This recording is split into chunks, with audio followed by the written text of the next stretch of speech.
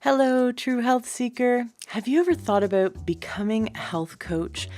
Do you love learning about nutrition and how we can shift our lifestyle and our diet so that we can gain optimal health and happiness and longevity?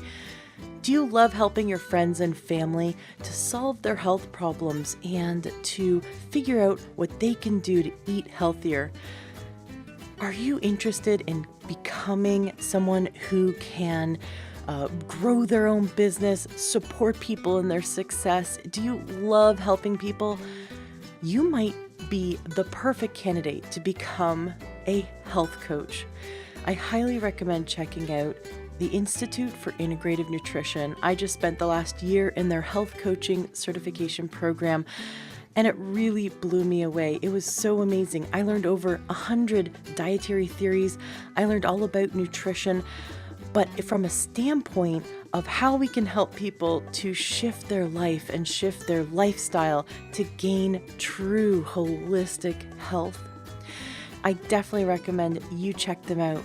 You can Google Institute for Integrative Nutrition or IIN and give them a call, or you can go to learntruehealth.com/coach and you can receive a free module of their training to check it out and see if it's something that you'd be interested in. Be sure to mention my name, Ashley James, in the Learn True Health podcast, because I made a deal with them that they will give you the best price possible. I highly recommend checking it out. It really changed my life to be in their program, and I'm such a big advocate that I wanted to spread this information. We need more health coaches. In fact, health coaching is the largest growing career right now in the health field. So many health coaches are getting in and helping people because you can work in chiropractic offices, doctors' offices, you can work in hospitals, you can work online through Skype and help people around the world. You can become an author, you can go into the school system and help your local schools shift their programs to help children be healthier. You can go into senior centers and help them to shift their diet and lifestyle to best support them in their success and their health goals. There's so many different available options for you when you become a certified health coach. So check out IIN, check out the Institute for Integrative Nutrition, mention my name, get the best deal. Give them a call and they'll give you lots of free information and help you to see if this is the right move for you. Classes are starting soon. The next round of classes are starting at the end of the month. So you're going to want to call them now and check it out. And if you know anyone in your life who would be an amazing coach, please tell them about it. Being a health coach is so rewarding and you get to help so many people. Have a fantastic day and enjoy this amazing interview. Welcome to the Learn True Health podcast. I'm your host, Ashley James. This is episode 297. Today we are in for such a treat. We have an amazing healer who I love his book. I'm very, very excited for us to learn from Warren Cargal. You've been practicing Chinese medicine and acupuncture for over 20 years. You've been helping people to reverse infertility and chronic disease. You have naturopaths underneath you, and you have this whole amazing clinic where you help people to reverse these issues with natural medicine, supporting the body's ability to heal itself.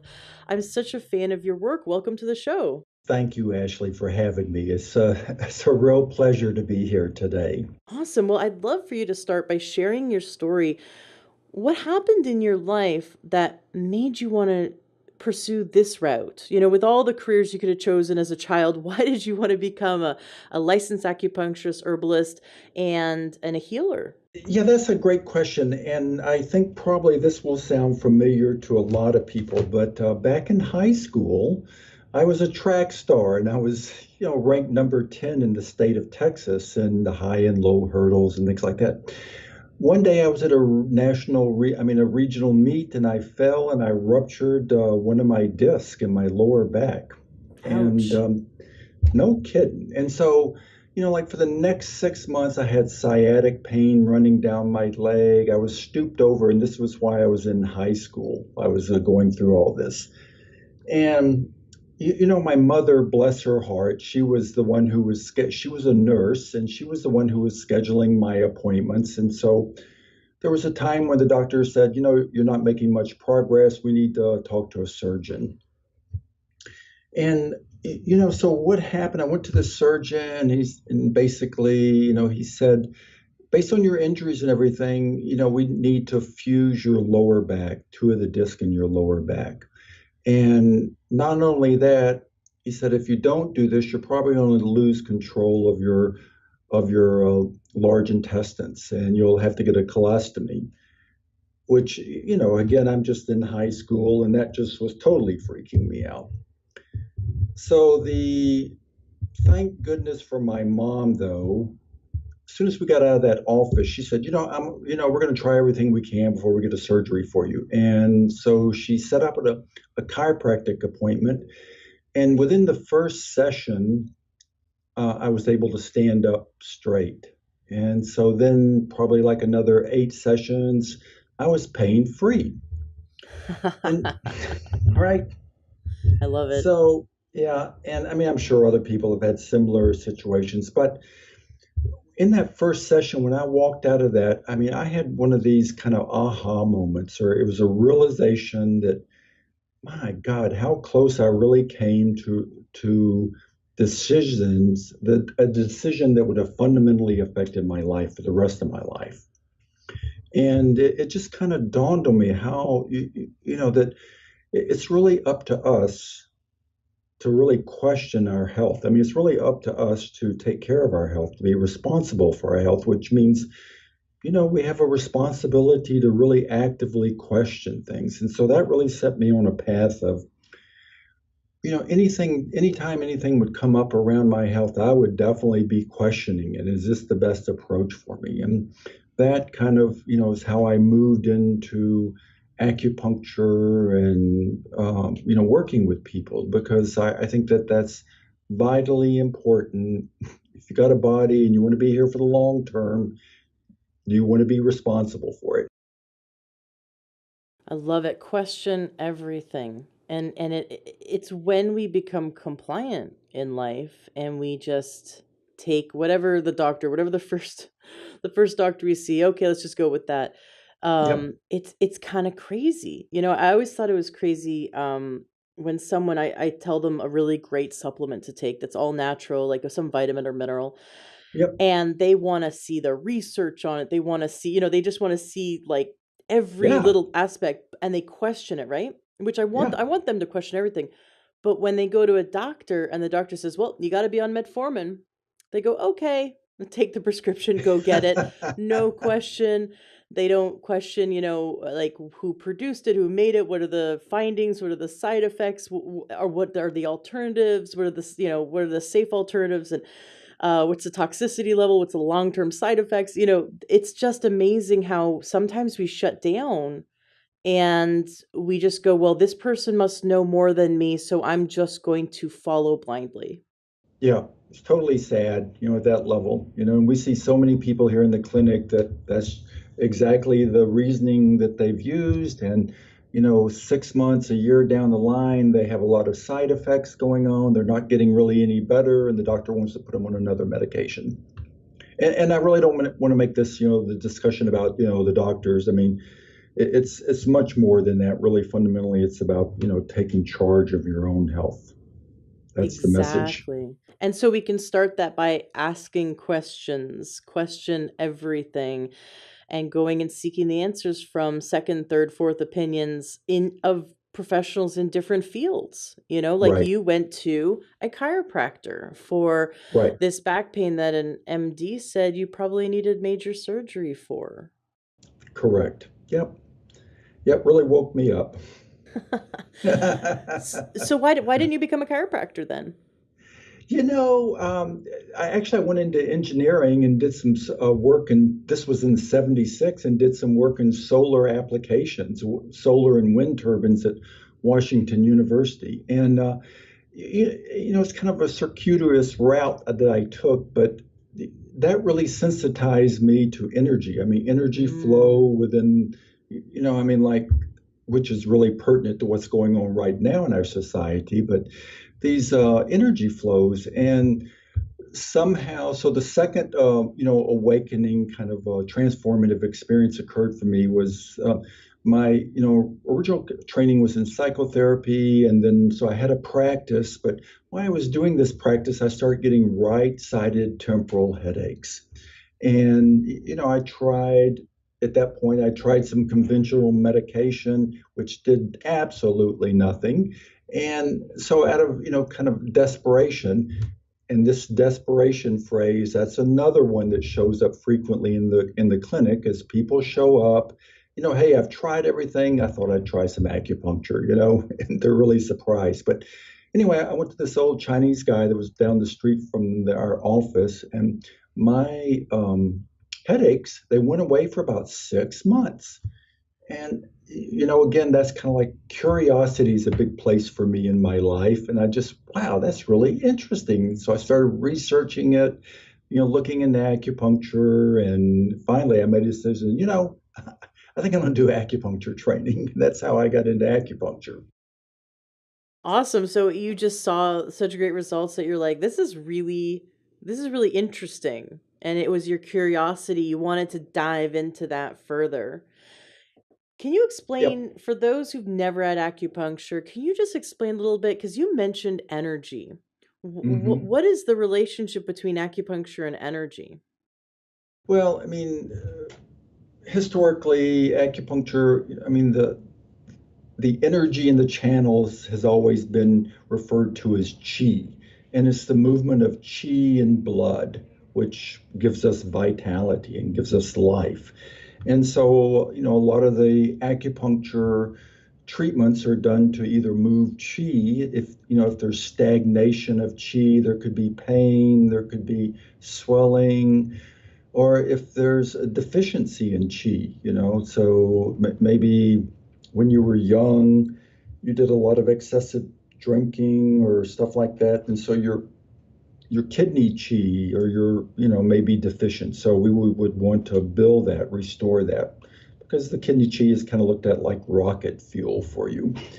So qi and blood are the big components in Chinese medicine. It's always the relationship of if there's deficiencies, if there's excesses, if there's stagnations of, moving and balancing that energy, whether it's the energy of the qi or the energy of the blood.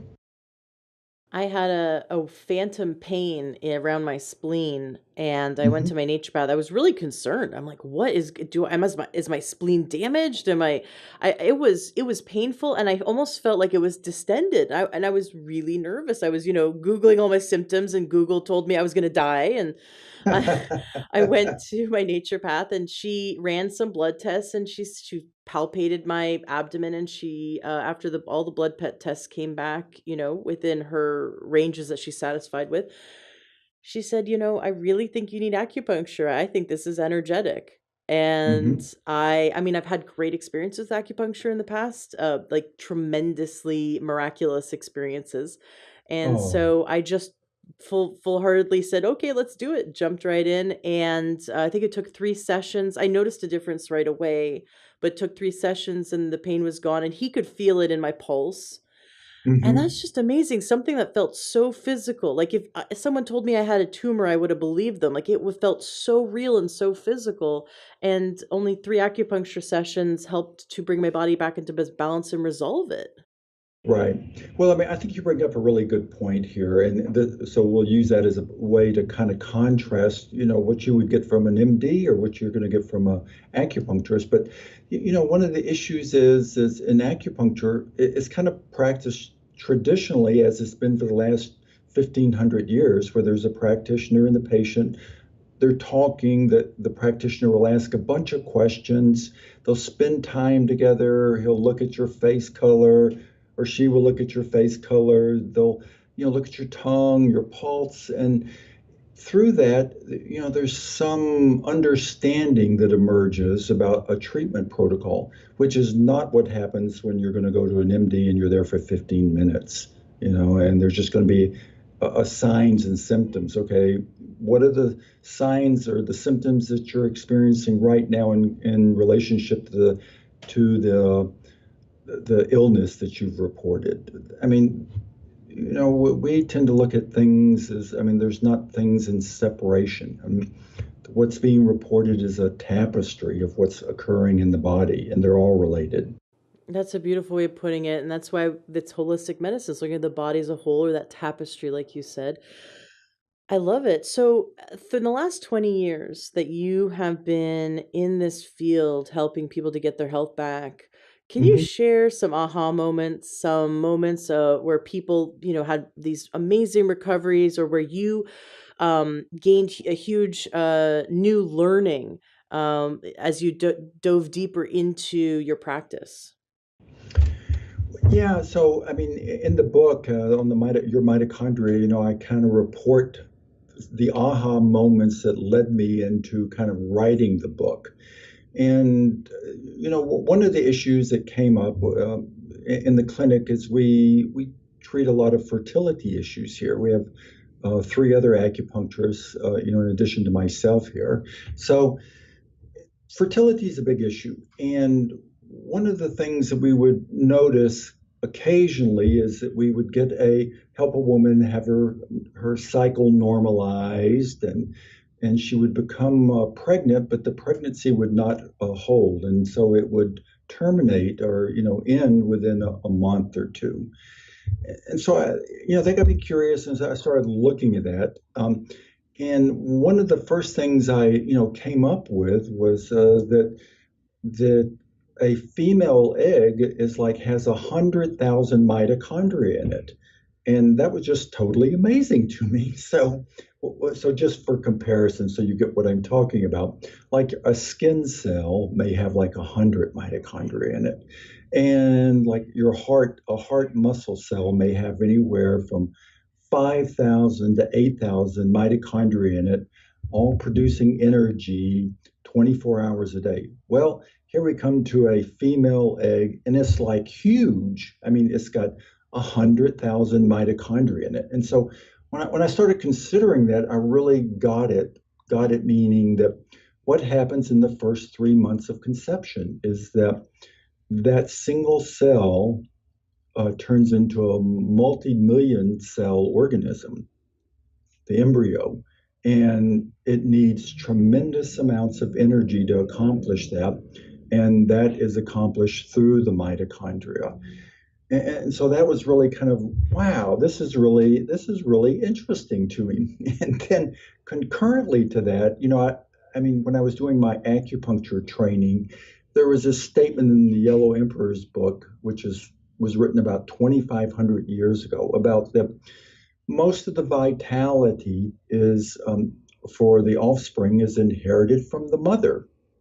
And so my original training was like, okay, it's genetics. You get 50% here, you get 50% from your mother, and all that kind of stuff. But they were saying something totally different. Sorry. And so what happened from that was when I started exploring that, there's some recent research that was able to trace a mitochondrial Eve. And what they've realized is all of the mitochondria are transmitted from the woman to the offspring. It's only through the female that this energy is transmitted. Nothing is inherited from the male. And I just, it was such a profound understanding then of like energy and the female line and this huge, egg that does reproduction, that really profoundly excited me. That is amazing. 100,000 mitochondria in the egg. Uh, Yeah, so that means that we really need to support the mother energetically, and also with enough nutrients, so that, because right, everyone, the emphasis is always on prenatal nutrition, which is frustrating to me, because it's like you wait to find out you're pregnant. You might be pregnant for 5 weeks, 6 weeks right. before you know you're pregnant, and sometimes longer, and then, oh, go and take this one little vitamin pill a day. And there's no there's very little emphasis on really up until a year before conception, supporting the mother in cultivating their chi, cultivating their nutrition, their their nutrient tanks inside their body, so that they're not deficient in zinc or manganese or selenium, or all these things that really contribute to supporting the mitochondria in functioning, right? Right. That's so important what you just so let me just add to that. It's like an egg actually goes through a year process. There, I mean, like at birth, all females have about a million eggs. And once the female reaches puberty, these eggs start maturing. And by that I mean a cohort of eggs are chosen, and then over the next 1 year, they go through this maturing process. And it's only within the last 30 days that they come under the influence of the steroidal hormones. So what that implies there, what that means is like these eggs are totally under the influence as they're maturing of what's going on with your body, what you're eating, what your stress level is. All of that is going to define what the quality of the egg is at ovulation. I always had this thought that the reason why a woman miscarries is, I mean, it could also be stress, but it's Hmm. the wisdom of the body, and I know it's so emotionally painful for a woman to go through that, and I'm not negating that at all. But on the scientific level, I was curious, and I have this belief that the body in its infinite wisdom goes, I cannot produce a healthy offspring while also maintaining the vessel, the body.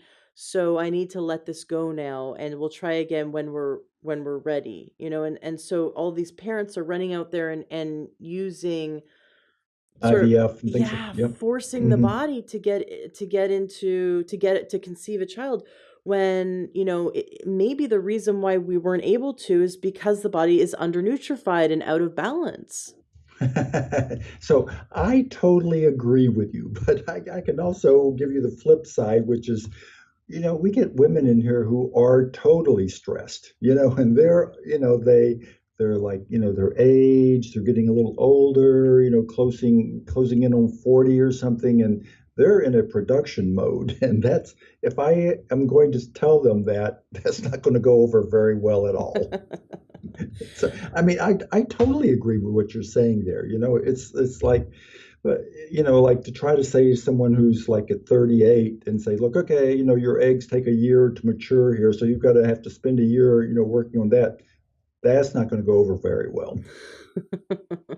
Well, for those who are listening, we can give them some advice today to help them prepare should they wish to get pregnant in a year or two. Uh, Yep. what have you found to be the most common barriers to a woman conceiving and carrying to term a healthy baby? Well, that's a good question. So, I'll talk about this also. I mean, but I mean, there in the book, I've identified four things that you can start today, but that, lead to, and these four things were for the book was focused on the age-related diseases. However, the reason the book got produced was because of my experience for dealing with uh, fertility issues. So, but the age-related diseases are going to be, like cancer would be an age-related disease, cardiovascular disease would be an age-related disease, arthritis, neurodegeneration, like Alzheimer's, things like that, all would be those age-related diseases, diabetes. And these four things that I'll we'll discuss at some point. These are things you can start today, but they are also profoundly important if you're trying to conceive. Can you explain for those who don't understand what a mitochondria is? Like, what does it really do, and why is it so important that we support the mitochondria and being healthy and functioning healthfully? Yeah, yeah, yeah. So that's a great question. So mitochondria are little organelles. Organelles means small bodies, and these small bodies reside in your each of your cells, and they produce the energy for the cell. And that energy is called ATP, adenosine triphosphate. But I'm just going to use ATP just for to make it simple for everybody. But this ATP is what is used by all of the mechanisms in the cells to drive the functioning. So most people, when I talk about this, they're not aware of the mitochondria, and their concept of energy and production is okay, I'm eating food, it's going down to my digestive tract, it's being broken down into nutrients, and those nutrients give my body all the energy it needs. And you miss about 4 steps in there. And that fundamental step, where the energy is actually produced is by the mitochondria, and the energy drives all the cellular processes. And so when I say cellular processes, I've already referred to your heart. The beating and the contraction and expansion of your heart 24 hours a day is a cellular process. It's being driven, powered by the ATP, which is produced by the mitochondria in your heart. All of your muscular, movements, the contraction, expansion of your arm or walking, all of that is being driven by ATP. And it's even more fundamental like that. Every thought that you have, every image that you're seeing through your eyes, all of those nerve impulses are all being powered and driven by the ATP, by the mitochondria, and then in turn, the energy of the ATP. So, I mean, our life as we know it is solely based on the production of ATP. And let me kind of back down one more step here so you really get the significance of it. So, we're going to kind of jump on the Wayback Machine for those who remember that term. So, anyway, the Wayback Machine, we're going to go back like millions of years to like when there was just single cell organisms occupying the planet. The whole planet was covered by single cell organisms. And and the way they got their nutrients was through the nutrients in the water, or they would absorb other single cell organisms. And the other limiting issue for these organisms was the fact that they could only grow so big because they didn't have any internal structures. Internal structures would be like scaffolding or supportive, bones or anything like that, which we today would call specialization. They didn't have any specialization. And so when they got so big, at some point, the gravity would just crush the membrane. So here we are, a million years back, all these little organisms floating around. And the issue was at one time something really remarkable happened. And that something was one organism absorbed another organism for food. And that organism said, hey, don't eat me. Let's make a deal here. And the deal is if you supply me the outside nutrients, I'll supply you the energy. And although, I've simplified and kind of yucked around with it a little bit, I mean, that was a remarkable because that allowed specialization to occur and that allowed us to be where we are today because we're a highly specialized individual. Organs, membranes, bones, eyes, all this stuff would be considered specialization. And that was the first step of specialization where there was an internal energy source incorporated. And then that allowed this progression, this evolutionary to where we are now. So the other thing to keep in mind about the mitochondria, I mean, mitochondria, although they're symbiotes, symbiotes in that we give them the nutrients, the energy, the nutrients, and they provide the energy.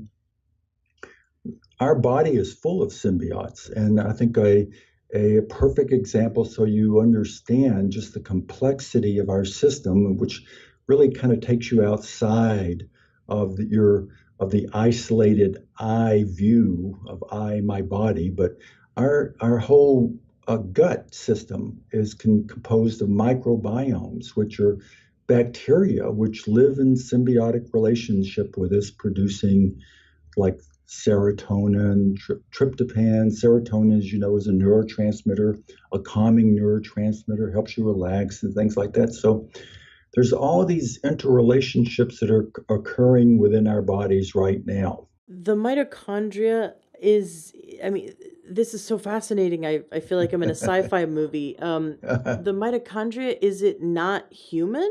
Was it like one of these other cells that we adapted millions of years ago or whatever? Is it has it now become part of us? Like I thought we produced mitochondria, but you're saying that mitochondria were like a different cell that made it deal with another cell to kind of do some good internal work while it lived inside another cell?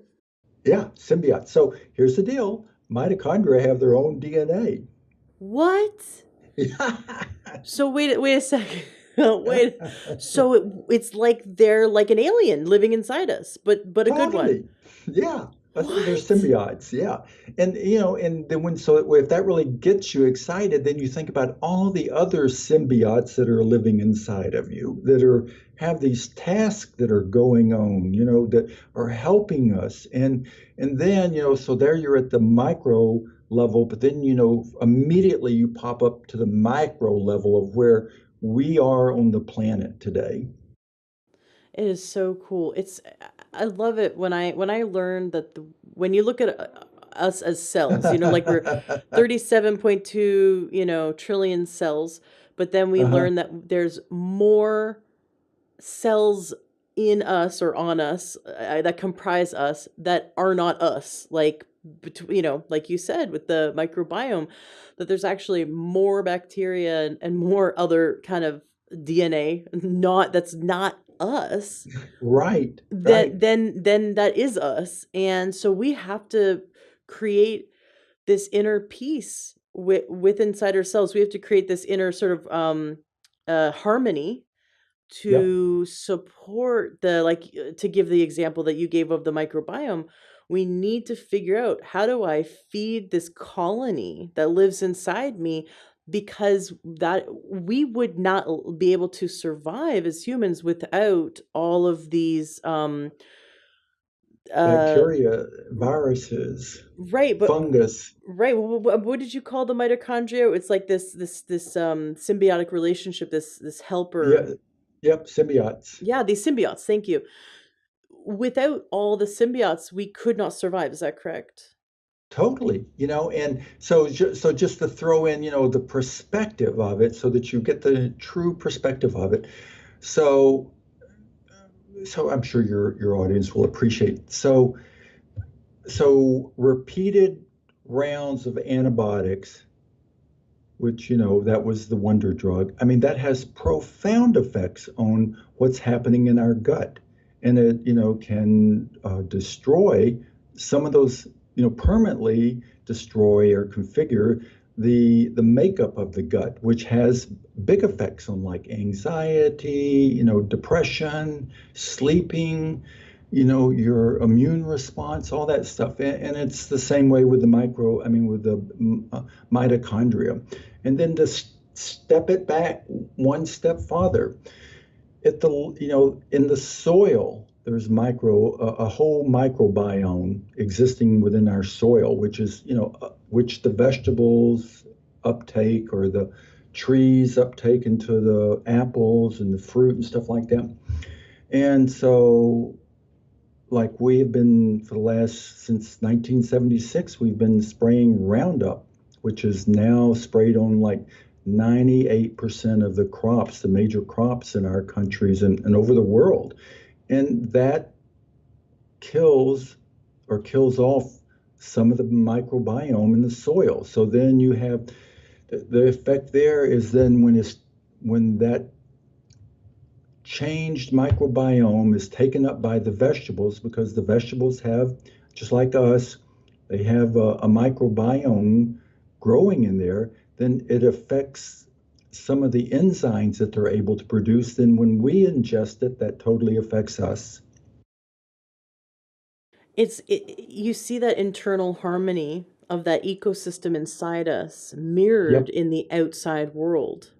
right. It's very like Carl Jungian, it's very Jungian to everything that's happening inside us is mirrored outside.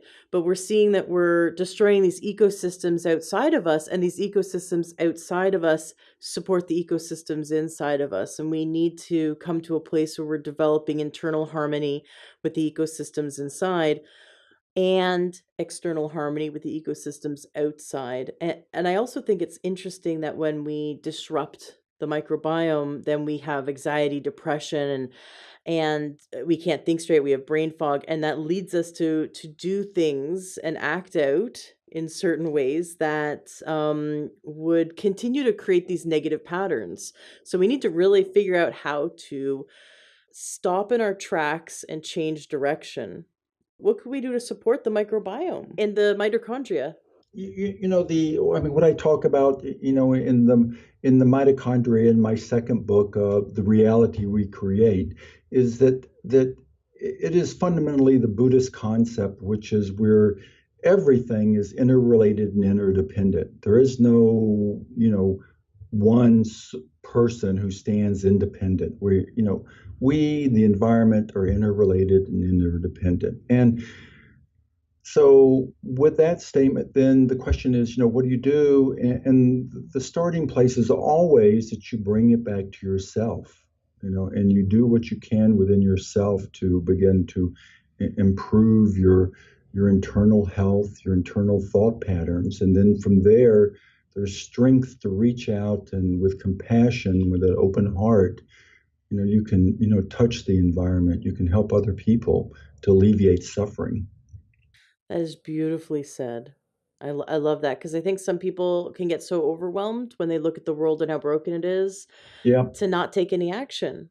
And that's we need to catch ourselves and go, this is it's don't have a defeatist attitude.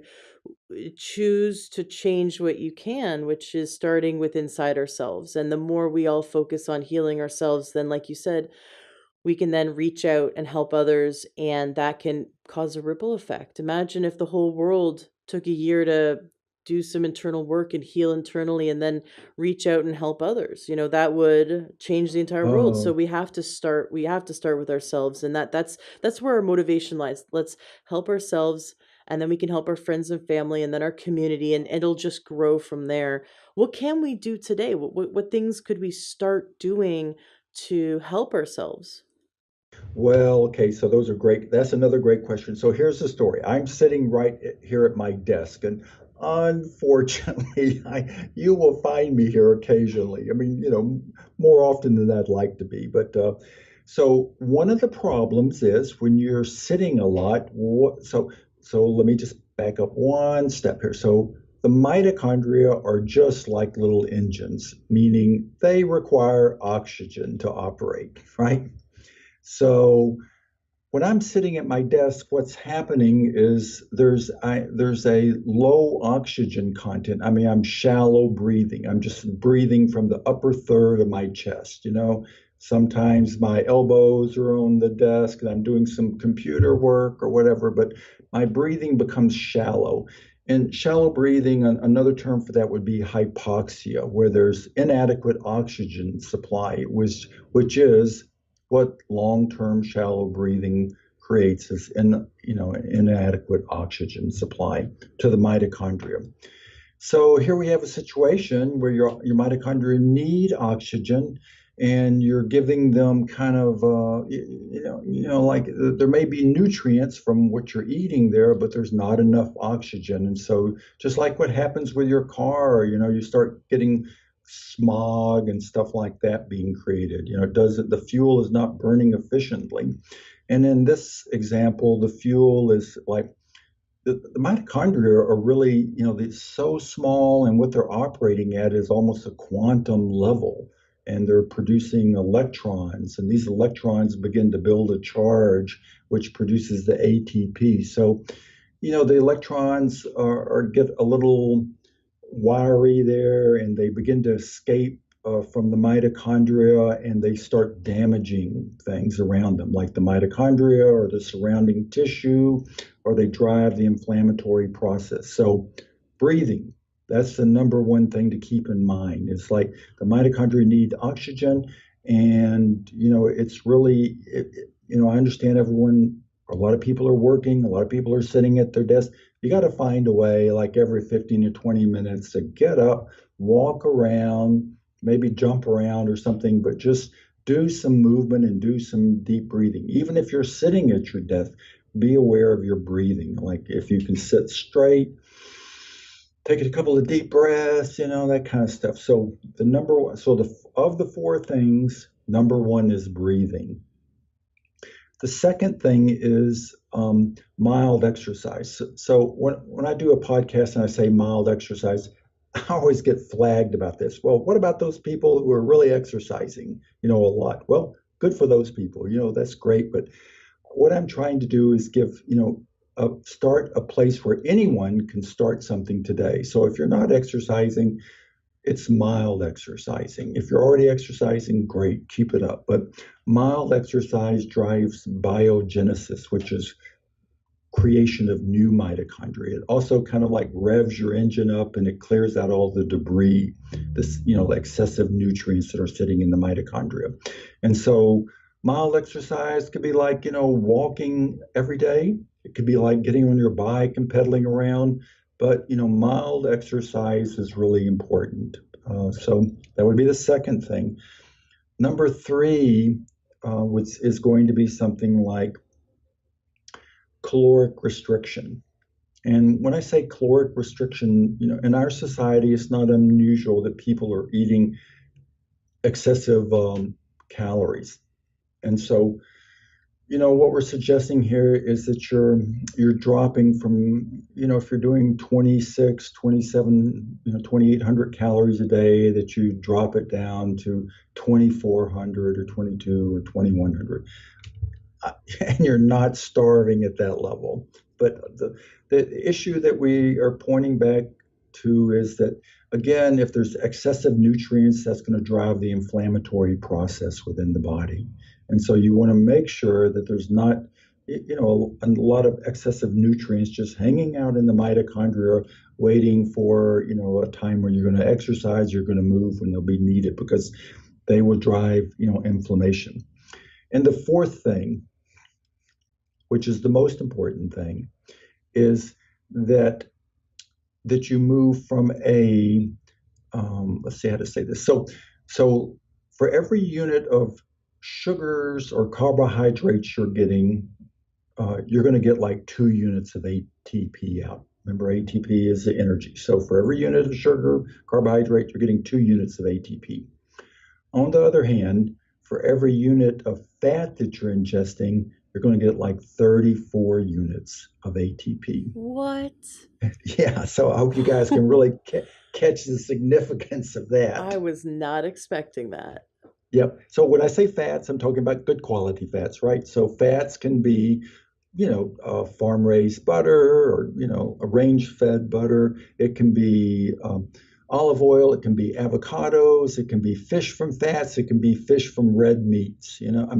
Fats from red meats. But a good quality fat is a good quality fat, across the border there. It could be like heavy creams or something. Those are good quality fats.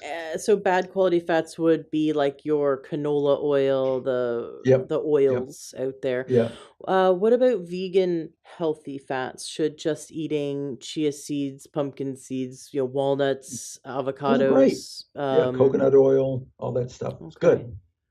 Yep. Interesting. But we don't need a lot of it, right? Because you're talking about calorie restrictions. So it's not that we need it to, because I think we have this mentality of, well, if a little's good. So we, how much healthy fat? And I like that you emphasized, grass fed. Yeah. My understanding is there's a really big difference between the fat you get from grass-fed beef and versus just conventionally grown beef. I know people are like, well, that's 3 times more expensive. Why would I buy the grass-fed? But isn't it true that there's a completely different fat profile, that there's actually healthy fats in those that are grass-fed, pasture raised Yeah, animals it is. or Yep. animal And products? well, yes, and the thing though is like if we're reducing calories, and you're not just going to say, oh, okay, I'm going to reduce the vegetables, eat a lot, but eat a lot more meat. Really, the trend, what's going on right now, and is that people are reducing their meat consumption, and they're significantly reducing it. And they're, like maybe once, twice, 3 times a week, they may have a small portion of meat. And, So back to what I was saying about the microbiome, to kind of tie that in there. I mean, vegetables and things like that are just phenomenal of what they're going to do to your microbiome with the fibers, and how a lot of the fiber doesn't get digested until it hits the colon, and there's very specific bacteria that do that, and they have a they release butane, and all those which have very positive effects on your health and everything, and breaking down short chain fatty acids and all that stuff. So I mean, the approach here is that you're reducing your meat consumption, but and increasing your vegetable consumption. And I love it. is it? Yeah, and I remember, I mentioned about the Roundup, how there's specific enzymes that are grown in the vegetables that our body needs. So, really it kind of begins to point a direction that you're, trying to buy locally as much as you can, wherever you can, and you're really trying to you're supporting your mitochondria, but there's also awareness that you're supporting your microbiome also. Right, because when we buy locally, it's the bacteria on the plants, or Yep. the local bacteria.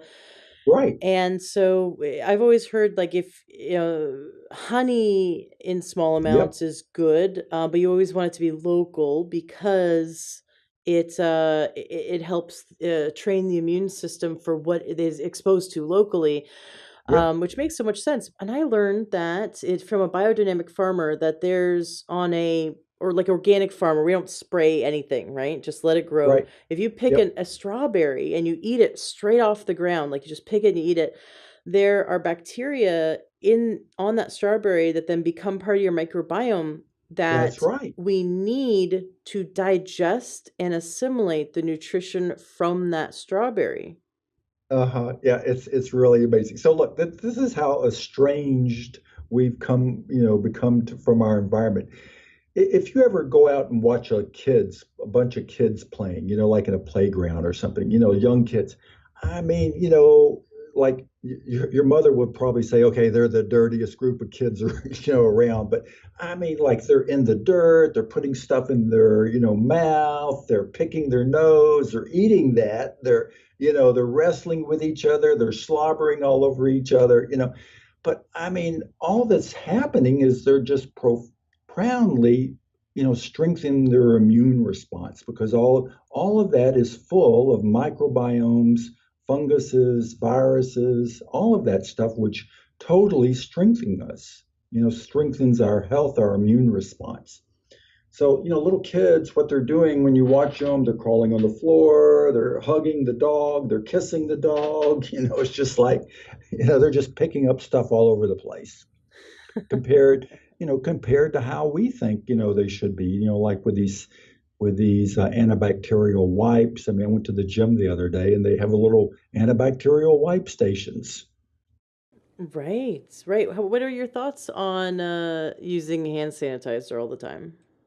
That's where I tell you what my thoughts are. It's just like, what a waste of time, that you become afraid of the environment. Oh, somebody's sweat may get me. I could be infected. I could die. No, I mean, it's just like, it's that mentality that's so profoundly affecting our thinking processes, and that we have to be, sanitized. Everything has to be sanitized, which is it's just not possible. And what it does is begin to create a breed of bacteria that are more pathogenic to us than that are beneficial. Isn't that ironic? The more we try to clean our environment, that we're actually creating the monster we're afraid of. Yep. So, like 1 in 25 people that go to hospitals will get an opportunistic infection. That's where it stands right now. Wow, that really puts things into perspective. Can we go back and just discuss a little bit about, so you talked about move your body, so get up from your desk. And when you said desk, I thought you said death. So when you're sitting at your desk, I'm like, I know he said desk, but I can't get this out of my mind. I'm sitting at my desk. I'm So dying. maybe we should just think about, if you sit at your desk, you're sitting at your death. Like you got to get up and move away from your death. So move your body. There's a little bit of that. Yep, I like carrot and the stick. That's a little bit of the stick, to that's motivate right. us, right? Yep, And then moderate exercise, so walking, swimming, doing what's fun, but moving your yep, body a bit more. yep, Um, Rowing machine or whatever. yep, And gardening, golfing, that kind of stuff. And then yep, and you're saying then restrict calories, yep. and and then the fourth one was eating a good amount of healthy fats. And from you've given us so many choices that people can choose what they align with. If they don't believe in consuming oil or they don't believe in consuming animal products, then they can get it Yep. from whole food sources.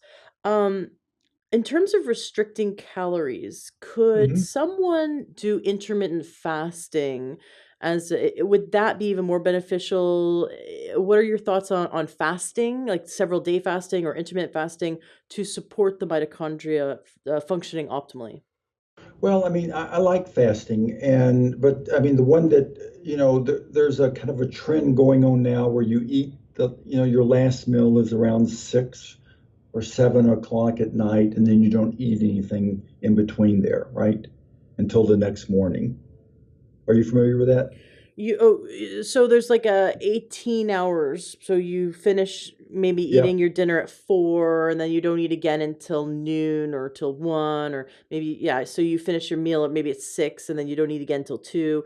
But like I've heard where they create an 8-hour window a day that you eat. You only eat within an 8-hour window. Right. Or you basically skip breakfast and have a late lunch. So Yep. I'm kind of on the fence. I feel that maybe skipping dinner would be better, because I think that some people have a tendency to overeat, to compensate, especially if they have blood sugar issues that they haven't resolved yet. And then they're doing like overeating in the evening and then just going to bed with a full stomach. Yeah, that's something. I mean, I tend to agree with you on that because at night you're fasting. I mean, you're not eating, you're sleeping, you're fasting. And at some point, around early morning, your blood sugar begins to drop because your brain uses a lot of blood, sugars.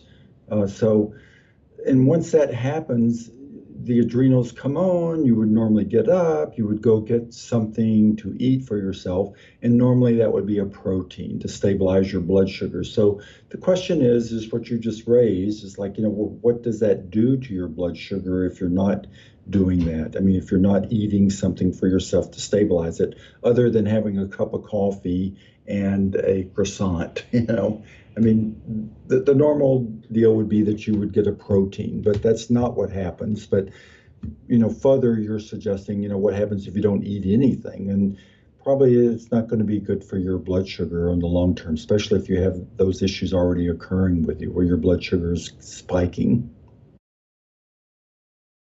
So would you rather have someone do like one fast a month, or have you seen that fasting plays a role in supporting the mitochondria, like doing a 3-day fast once a month, or maybe just not eating on Saturdays, or what would you recommend? So here's the deal, Ashley, with us here, because of the population that we're dealing with. I mean, it's, we're just trying to help people get that transition first about, okay, let's put those sugars and those carbohydrates down and just, get it across to them about I mean, how much more energy you would get if you're moving over to fats. That's the first thing. And then the second thing, back to the third item of caloric restriction is, we're totally supportive of people doing intermittent fasting, or every a month they would do a 2-day fast or something like that, and it totally does help the mitochondria as far as clearing out debris. I mean, and I'll talk about the debris in a second, but helping resolve inflammatory processes. But for us, we just want to try to meet everyone where they are and give them, an approach here that they can begin to support themselves and optimize their life. I love it. Absolutely. Well, I definitely want to do that for the listeners as well. What had you get excited about the mitochondria and want to specialize in it and write a book on it? What happened in your practice that had that opened your eyes to this being really, really, really important to support the mitochondria? Well, I mentioned the first aha moment was when I got it about the egg, the size of the egg and the number of mitochondria, right? But the second aha moment I had, which kind of solidified the whole approach, was that we were working with someone, or I was working with someone who had previously had a heart attack and they had some ischemia going on, difficulty in moving in the left arm, and all that stuff. And so I was looking, doing some research on some herbal formulas for that I could use in conjunction with the acupuncture. And I don't know how I did it, but I came across this book by Stephen Sinatra.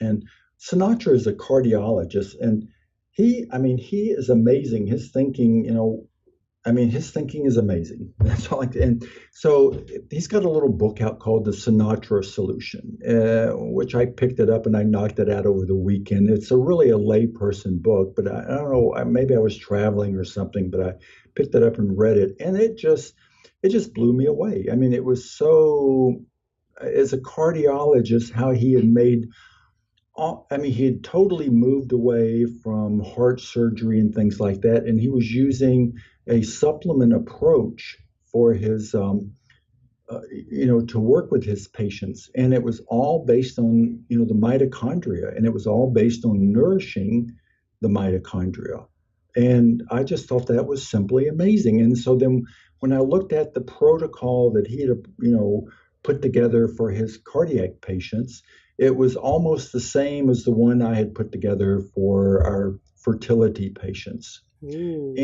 And that's when I got it. I said, my gosh, I mean, this is not just solely for fertility issues or heart issues, but it's for everything. I mean, it's across the board. And just it kind of came to me in one kind of gestalt about, well, yeah, of course, that's the thing. I mean, the mitochondria are in every part of the body, every cell of the body. So, of course, this is, it's an application for everything, all the for aging and for the age-related diseases. Oh, how cool. What a cool aha moment. So, Yeah. what is the protocol that you like to put your fertility patients on that supports the mitochondria? Well, I mean, this is a basic mitochondria protocol. And so you could either use it if have fertility issues, or you could use it if you're already experiencing some of the age-related diseases, the cardiovascular, diabetes, neurodegeneration, even cancer. And so the issue is that there are four supplements which are fundamental to the mitochondria. And the first one is L-carnitine. And L-carnitine is one of the sole supplements, nutrients that moves fats. So we talked about how important the fats were, and it's one of the sole supplements that moves fats into the mitochondria, right? So you want to make sure you have a sufficient supply of L-carnitine. And then the second thing is D-ribose. And this kind of came from Sinatra's work. And what he found out is, like, when there's a cardiac arrest and the heart is without oxygen, when they reintroduce the blood and the oxygen, that's called reperfusion. And so here they introduce this blood back into the heart. It's high in oxygen content. And what they would normally see is, would there be a high die-off of the mitochondria? It would actually kill the mitochondria. And the issue was that the heart needs D-ribose, which is a 5-carbon sugar, but the D-ribose the process to make it is very slow. So there wasn't D-ribose available in the mitochondria to produce the ATP for the driving the heart, and so then you would have a die off of the mitochondria. So So you want to supplement D-ribose, and especially if you're already having cardiovascular issues, you want to use the D-ribose. And then the final, I mean, not the final, but the third item was CoQ10. So just to kind of let's see the story on that one. So CoQ10 is something that the heart needs, and it's in the third phase of energy production of the ATP, and it's a cofactor that's used to take these electrons and bind them and start stepping them up to a higher energy source. So here's the story on CoQ10. So as you may know, I mean, one of the most popular drugs out there right now is a statins like Mm-hmm. Lipitor. So, so the problem with Lipitor is most doctors who are prescribing it right now will say, "Hey, you need to take some CoQ10 with it," and the reason is because the Lipitor depletes the CoQ10 in the heart. So, which is not a good deal if you have a heart issue going on, right? Because you need the CoQ10. The mitochondria needs the CoQ10. So that's one thing, and not to get too far off track here, but the second thing is that people should be aware of is like, this whole thing about calling LDL the bad cholesterol. I mean, actually, what it is, that's a carrier protein, and one of its primary functions is to carry cholesterol to the brain to make new brain cells, and Whoa. all, and to carry it to the nerves to help nerve endings. So some of the research that's recently come out has shown, like with the Farmingham study, which is a 40 year longitudinal study, has shown that actually the people who have the highest cognitive function have the higher LDL, not the lower LDL. And so what do you think happens when you take a statin that limits the LDL? What do you think happens to your cognition? You get dementia? Your cognition starts declining because the brain needs the cholesterol. I mean, the brain actually has its own private reserve of cholesterol. So the brain needs the cholesterol to build new nerve cells and everything. And your nerves need the cholesterol to rebuild. So it's kind of like, and that's one of those places where you just kind of fall off the map. Say, what are they thinking here? Mm-hmm. Well, 70% of the weight of the white matter of the brain is cholesterol. Yeah.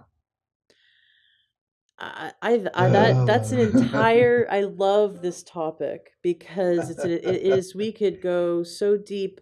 When I learned that heart disease is, the what's the cause is inflammation plus a lack of nutrients, so the body Yep. can't. It's like we're throwing gasoline on a fire and then not letting the firemen get to the fire, right? So the That's right. body can't heal, and we don't have a heart attack and we don't have a nose attack, we don't have a thumb attack, you don't have heart attacks in any other area. The reason why it's in the heart at a very specific location is that Right. that's the artery with the highest pressure, and so that's sort Right. of the first thing to go. It's kind of like the canary in the coal mine in the body. It's the first thing to go.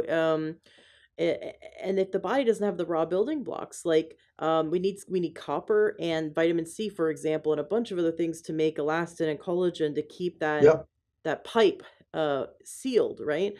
And Yep. when I learned that if the body can't keep that pipe sealed because we're lacking nutrients, plus add lots of the insult to injury, which is the inflammation from the diet and lifestyle that we have, Hmm. then the body goes, well, I need to patch this up, and it's going to patch it up with what it has available, which is cholesterol, and Right. it Cholesterol. uses Yeah.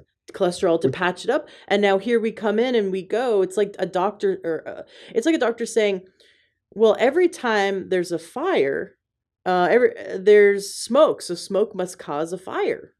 Or every time there's a fire, there's firemen there, so firemen must be the cause of fire.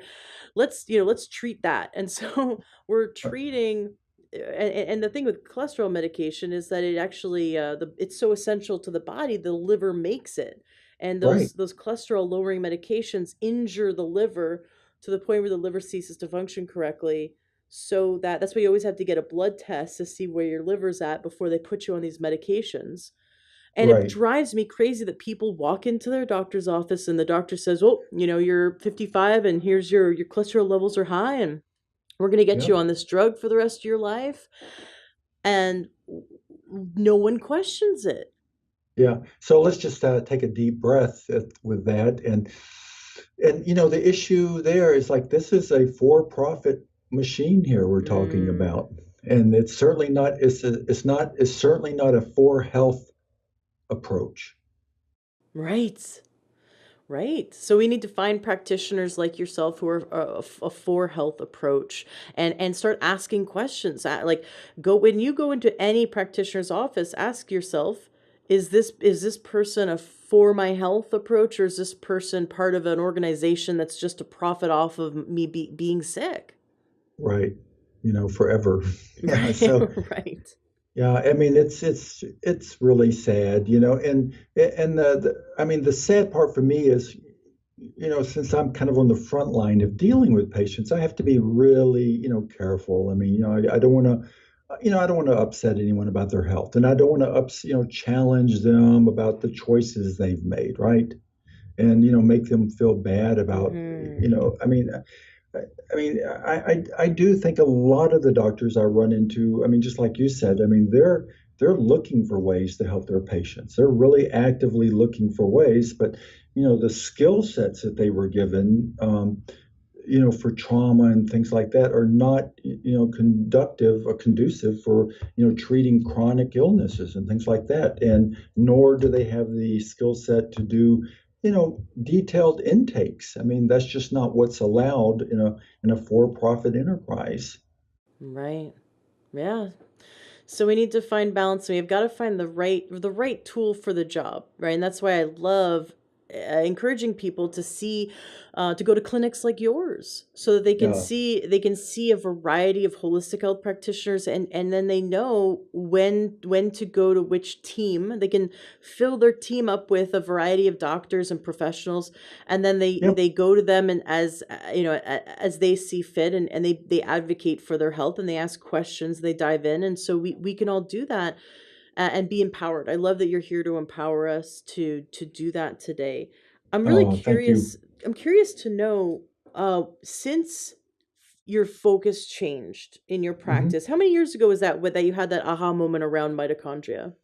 That was like 5 years ago. Nice. So for like 15 years, you were practicing, doing a great Yep. job, and then you had that revelation about 5 years ago. So in the last 5 years, now that you've dived in and become even more intentional with supporting the mitochondria and being optimally healthy for your patients, what kind of results have you seen that are different than the last 15 years previous? Well, I mean, one thing is, I mean, we also have an online store which sells Chinese herbs and supplements. But so the one thing I've noticed is people are able to, do a lot of this without a lot of supplements. And that's kind of a fundamental question I'm kind of, playing with right now. Where do supplements, vitamins, and all that, fit into our world if we start really becoming aware of our health, right? Right. Well, I think that we have the mentality to always look towards another pill when we don't feel empowered. And then when we get empowered and become educated, we realize that supplements are a tool, Yep. and but the foundation of health is always going to be food, hydration, moving your body, and managing your stress. That's the first thing. And then looking to that's why the word is supplement. It's not Yep. That's not the primary thing, but it Oh, like good you point. said, if someone, could use a little bit more CoQ10 in a supplement because they're just not getting enough, that could make all the difference. Or if someone just is a little bit mineral deficient, that could make all the difference, or fatty acid deficient. So, but you can't out supplement a bad diet. We can't go to McDonald's and take a bunch of supplements and expect the same results as a good diet. Yeah, so generally what we'll see is if people are having some issues already, we're definitely going to be using supplements while they go through this transition period of getting their diet and everything sorted out and their exercise, all that stuff. I mean, it takes a little time, right? So and in that interim period, we'll definitely use supplements, vitamins, stuff like that to help them. So what kind of Can you share what kind of results you've seen the last 5 years that were any different from the previous 15? Like, have you seen people recover faster or recover differently? Or can you say that the last 5 years have been significantly different? Oh, totally. I mean, I mean, it's exciting to see people become excited about their health. And that's the main thing that we see is like that more and more people, I mean, they get this information like, before it would take time to get in there, but now, I mean, a couple of sessions, a couple of treatments, they get it, they come back, they're excited, they're feeling better, they look better, their health Mm-hmm. is better. I mean, their skin is radiant, and those would be all the things that when a patient walks in the as a Chinese medicine practitioner, those are the things I'm looking at. I'm looking at the quality of their voice, the radiance of their skin, the brightness of their eyes, like how they're moving, if there's a spring in their step. That's radiance, and that's what aging, that's the vision of aging, not the vision that end up in a nursing home, you know unable to take care of yourself, or your mental facilities have declined. But the vision that we have and what we're trying to promote here and what we see happening is that people become vibrant, and the aging looks totally different then. That's beautiful. You've mentioned cancer a few times. Have Hmm. you had people, I know it's a little dangerous to say you cure cancer. I'm not saying that, but what I am saying is have you seen people reverse their own cancer through applying what they've learned from you and between supplements and acupuncture and diet and lifestyle change, have you seen people to recover from cancer naturally as opposed to, radiation and chemo? I have, and so we're here in Atlanta, and Emory Hospital is here, which is a huge cancer clinic, and they do really great work. But inevitably, we get people here who they can't, they show up and they can't, Emory can't do anything for them any further. I mean, they've gone as far as they can, which that happens sometimes. But so, it's at that level. I mean, we have a lot more opportunity to do things, but at that level also, the damage is, can be extensive. Mm-hmm. So, so the story is, I mean, there is that, I mean, cancer I mean, it's complicated, and it's not an easy disease, and there's many factors that are involved in there. But what we can say over and over again is the fundamental underlying place about cancer is it requires energy, right? And that energy is fueled from ATP. And generally, what we see happening with cancer is that if there's excessive consumption of carbohydrates and sugars, that's how cancer will start obtaining that energy from that process. And so anything that people can do to shift that balance to a more natural way of consumption using the fats can slow that process down. Does that make sense? Yes, absolutely. My understanding is that we can go into a ketogenic state either through fasting or through consuming fats and not carbohydrates, and Hmm. that all the cells in our body can survive on ketones, but cancer can't. And so you're starving it. Is that how that works? Well, I mean, I would not say it can't. I mean, cancer is tenacious. I mean, That's true. it's just, it's like, I mean, and it can come up with other sources of energy. So it's not just, it doesn't stop the energy, but it certainly can slow it down. That's the point. Because, I mean, they've looked at, I mean, there's been a lot of studies that looked at, what the mitochondria look like in cancer cells, and they're very distorted and twisted and malformed, and that's because of all this fast growth that's occurring, and it's trying to get the energy as quickly as possible there. So the first thing is that you want to begin to do whatever you can to slow that process down. And then from there, you have some time to begin to explore alternatives to helping yourself. And Absolutely. there are alternatives out there. If you had a cancer diagnosis, or if your loved one had a cancer diagnosis today, what alternatives would you seek? Yeah. Oh,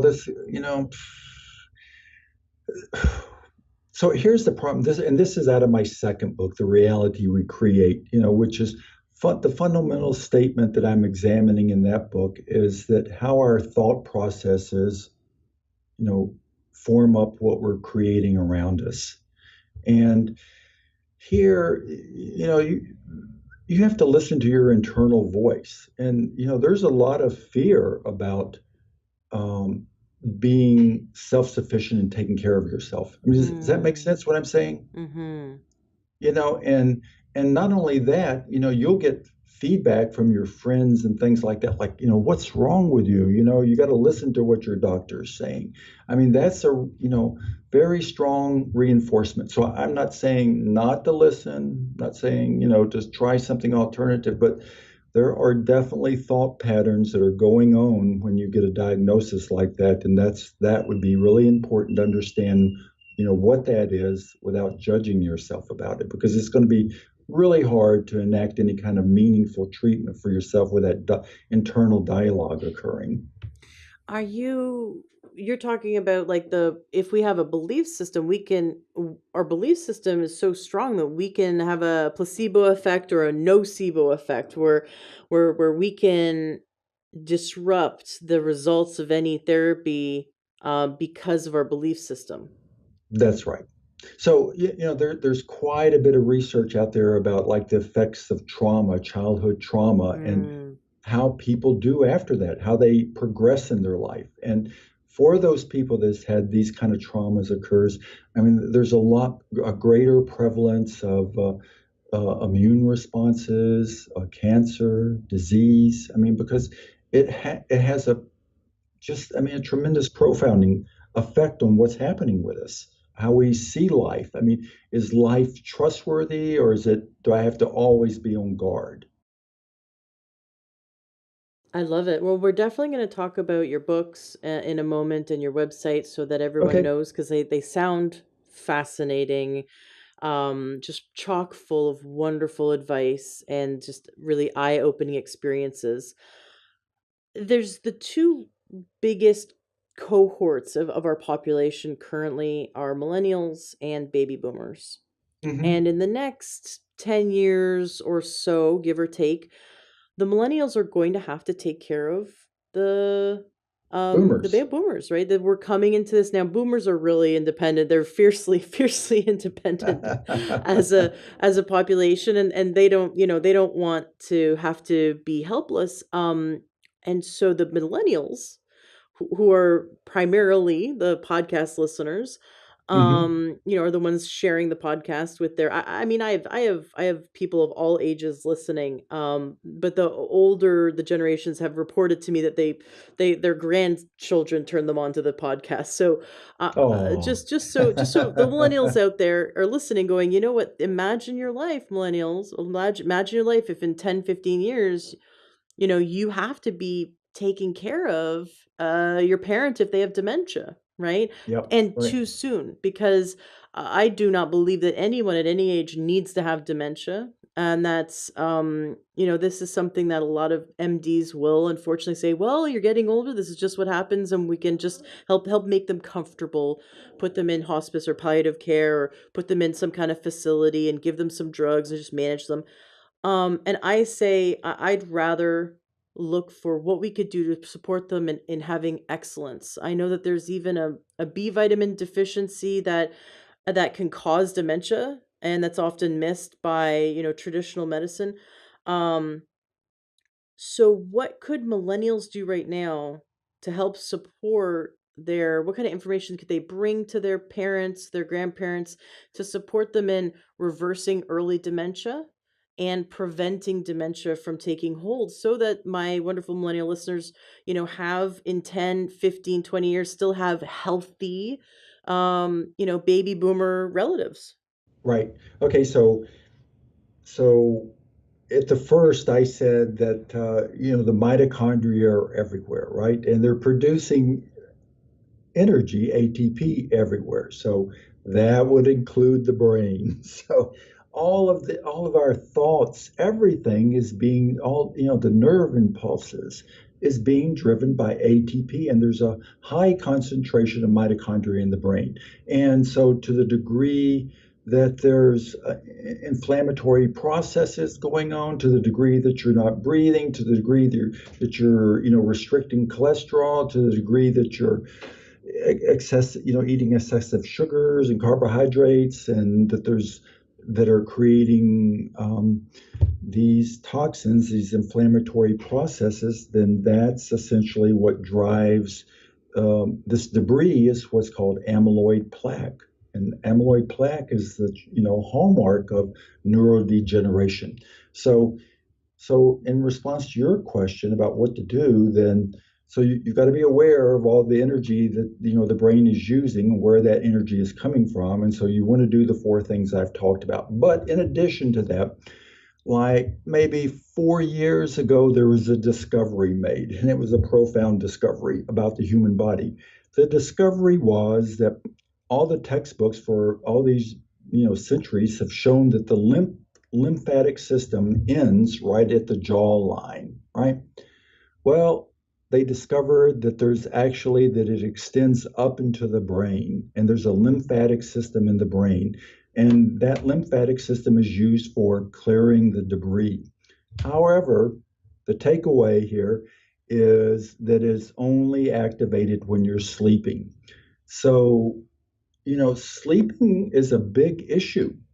And, I mean, with all the patients I have seen, I mean, sleeping is an issue. And if you're just kind of not, if you're ignoring that, then you're ignoring the debris that's accumulating in your brain, which is going to drive the dementia and the cognitive decline. Mm, You interesting. got to sleep. You got to sleep. You got to find, and if you're not sleeping, you got to, sort it out and get yourself to where you can sleep, and rest at night. Do you have some tips for helping people, especially the baby boomers, sleep at Yep. night? I want to say, like, put down the iPad. What was that with Ernie and Bert? Bert, you got to put that rubber ducky down if you want to play the saxophone. If you want to go to sleep, put the screen away.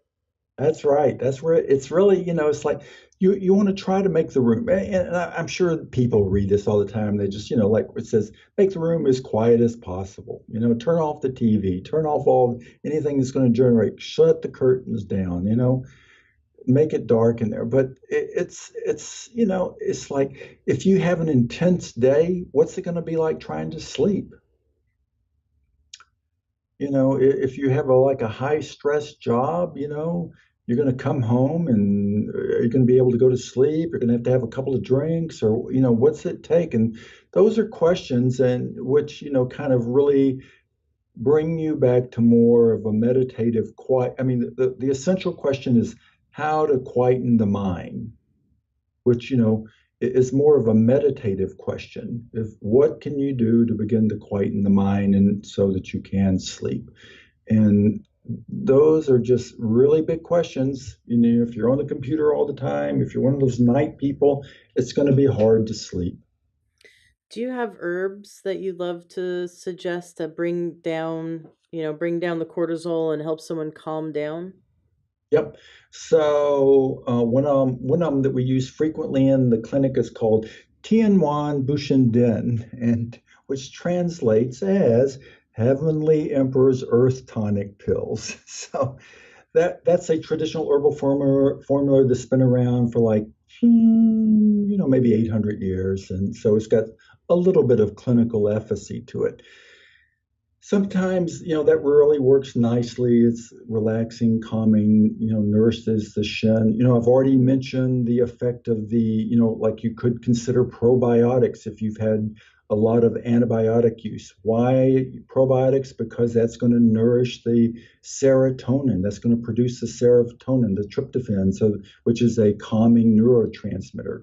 So, that would be another consideration. Another thing would be like the Cavanase Ultra PM, which is a specific product that we have a lot of, people that use here in the clinic on the online store to help them with sleeping. And it kind of ups the serotonin and the neurotransmitters, the calming neurotransmitters. So that would be another consideration. And let's see, I've given you three choices. That should be enough there.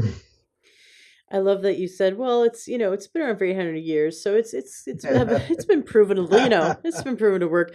And it's just funny because, all these drugs on the market have been around, what, 5 years, 10 years, like maybe Right, 50 years, but right. you're not going to see something that has 800, there's nothing that allopathic medicine, can prescribe you from a pharmacy that has 800 years of time to prove it works.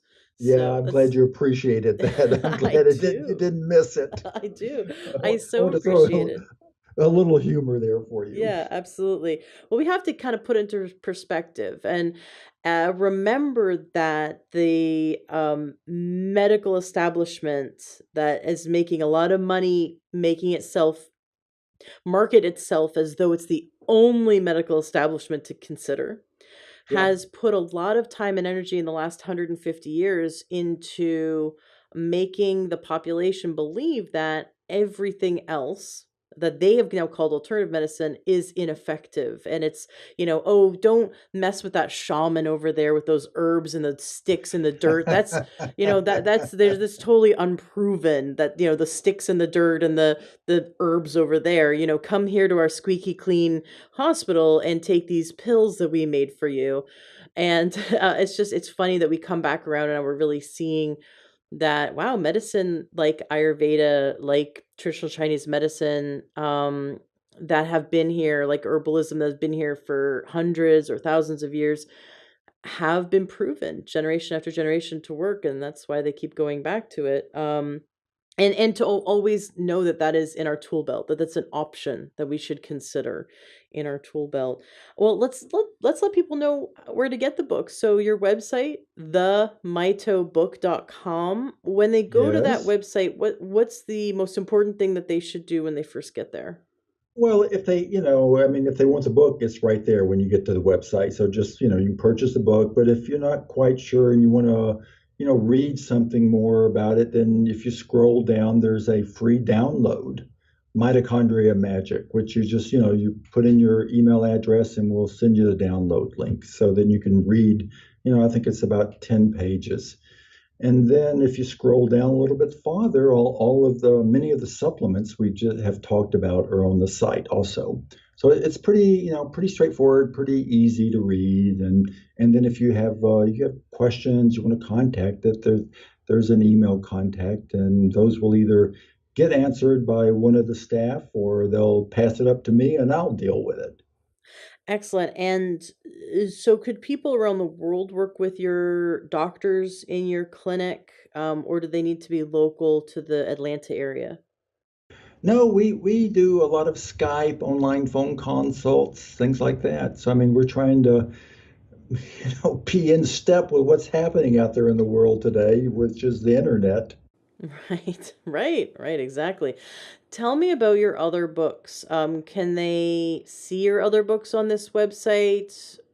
They will be in about 2 weeks. I mean, the other book is set to be released, The Reality We Create, which is set to be released in the first week in October, and Oh, and then the third book, which I'm just finally in the editing process, is on the microbiome, and that will come out. fascinating. Yeah. Yeah, okay, well, let's have you back on the show. Let's have you back on the show to talk about your microbiome book when it's about to come out. Yeah, cool. Because That'd I be know fun. my listeners really want to learn how to support a healthy and strong immune system and support a healthy gut. And lo and behold, those are two branches of the same problem or solution, right? Yeah. It's creating a. So let me just add this. You'll appreciate this one too. So when I was reading about the mitochondria, I mean the microbiome on the initial research there, the statement was that in our lifetime we'll go through about six elephants in weight in microbiome through our body. Oh my gosh. I mean that is that it's like so that was just like there's bacteria in our skin, there's viruses, there's fungus, there's all the stuff in our gut. It's just like when I said, my gosh, I mean, it's huge. It really just has such a profound effect on us. It's so fascinating, and it's really cool to know that we are like a big house that holds all these families inside of us, and we all work together. Our cells work with their cells to produce this harmonious relationship. And the more we nurture that, the more we nurture both ourselves and this protective symbiotic relationship. So it's a lot of fun. Excellent. So when this episode releases, it'll be right around when your next book comes out. Okay. Tell us just a little bit. So you already gave us sort of a sample understanding that it's really, is it about helping us shift our belief system and shift our mindset so that we can optimally support our health and healing? Can you tell us a bit more about that book that's going to come out? So that book really examines some of our long held beliefs about how life is. I mean, like how, and one of them is still that belief that we're in kind of a Newtonian mechanical world, that marbles hitting each other and moving each other. But that's really not what's happening. The other thing is like we really explore our concept of energy. By that, I mean, like our belief is like the energy we get comes from the food that we eat. So that really kind of totally negates what happens when you're outside in fresh air, what happens when you put your feet on the ground. You're putting your feet on this huge electromagnetic generator, i.e., the earth, that's producing electromagnetic fields. So there's all these places that I look about, like all these places being like maybe six items that I go over, like, like where consciousness resides, like in Western medicine, consciousness resides solely in your brain, right? So, I yeah, I love that when people get that the consciousness is more than just what their brain is. I mean, that I yeah, read the book The Holographic Universe. hmm, Have you read that book? I have. And that was, whoa, that was a real trip. And going down, the Bruce Lipton kind of the biology of belief and going down that. So it sounds like your book is on par with helping people to open their Question. minds, yes, to question the sort of like the matrix, right? Like unplug us from this matrix, please. This matrix of there's more to life than just wake up, eat breakfast, go to work, come home, go to bed over and over again. There's more than what we see, and That's right. It's much more. much, Yeah, much but more. but but I do use the example of Mr. Smith in The Matrix when he's when the guy's eating the The steak. steak. You remember that scene? Yes, yeah. It just he And, wants to be and put back in. yeah, he wants to be put back in. That's right. I thought that was great. It's so funny. You just can't go back. You can't unlearn the aha moment. But life is never Uh-huh. the same. But that's the miracle of it. When you can all of a sudden see your body and see your healing and see the world from this new perspective, Right. you become empowered because every listener has the ability to heal themselves, and I want every listener to gain the tools to heal themselves, and it does start with our belief system and our mindset.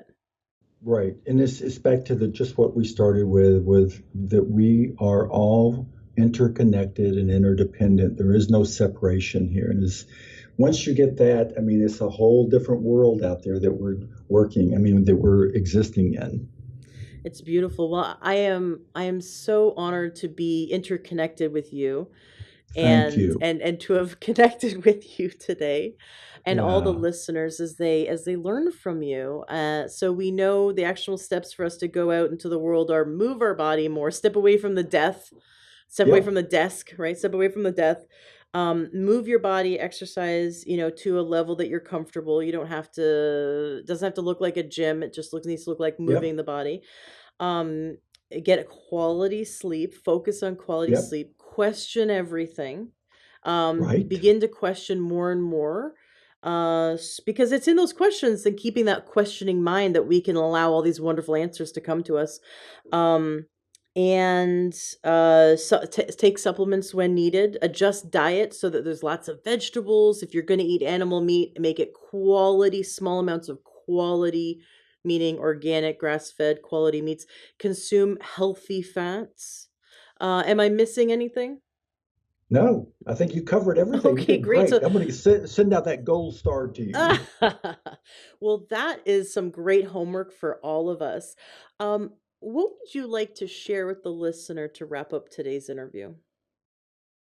You know, I just want to share my enthusiasm with you and my compassion that, places where I would in the past would have been judging, but now that it's just like a greater level of awareness and compassion for what's happening in the world today. Because I mean, what you see is a lot of places where there's limited dialogue, limited discussions, and it's a point of view that it's my way or the highway. And I just encourage people to, take note of that, where that may be happening in their own life, and bring out a little bit more compassion. That's beautiful. That's beautiful. Instead of having it be polarized, getting in that person's shoes. And Yep, what always just totally threw me for a loop was imagining, let's say, someone who I consider my enemy or consider to be an evil person or not my friend at all, and then to think there's someone out there that loves them. There's right, someone who cares for them, and there's someone for whom that person has love for, and they have loving relationships. And all of a sudden this person becomes more complex and right. not always just this evil thing. And then what we have to think about is that everyone is doing the best they can with the resources they have. And so step into their shoes with compassion and realize that they're not stepping out just to like be evil, like the person that cut you off in traffic. It's like they're doing the best they can with the resources they have. And so are you. And so to look at them compassionately, but also look at ourselves compassionately. So bring love and compassion into all interactions, will help us to let go and to stop blaming and stop pointing fingers and just Do the work. yeah, be able to just focus on healing ourselves instead of feeling victimized. So that's beautifully said. Thank you so much for coming on the show today. Please come back to share all about your microbiome book. I'm really looking forward to that. Thank you, Ashley. It was really a pleasure being here today. Are you looking to optimize your health? Are you looking to get the best supplements at the lowest price? For high quality supplements and to talk to someone about what supplements are best for you, go to takeyoursupplements.com, and one of our fantastic true health coaches will help you pick out the right supplements for you that are the highest quality and the best price. That's takeyoursupplements.com. Takeyoursupplements.com. That's takeyoursupplements.com. Be sure to ask about free shipping and our awesome referral program.